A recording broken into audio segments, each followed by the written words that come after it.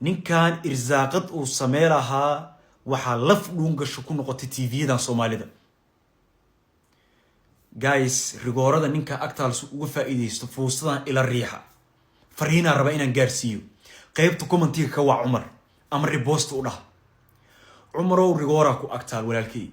hambaliya ugu horan ku leeyahay maanta mansab iyo magac iyo maamuusa ku leedahay caalamka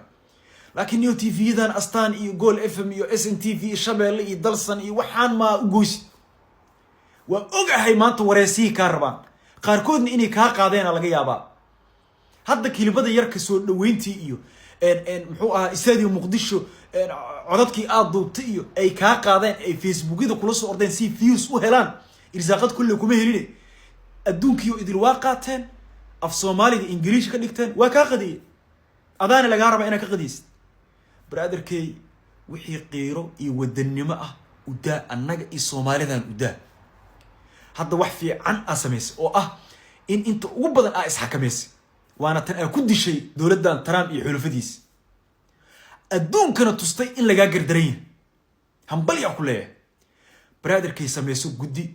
dhalinyaradan ku daba ordeyso ee TikTok leedan iyo muxuu Snapkan waxaan duubanay muuqaalada ee views ka rabo u gooy gudi sameyso waliba qurba joog ah waliba bah sports ah oo la macaamisho TV-yadan iyo jaraa'idadan ku muxuu ahaa doonayo ama xiiso u qaba inay wax ka duubaan TV-yadan Soomaalida oo irsaaqad kaaga soo aadan ka helin ee views ku ordayana brotherkay u gooy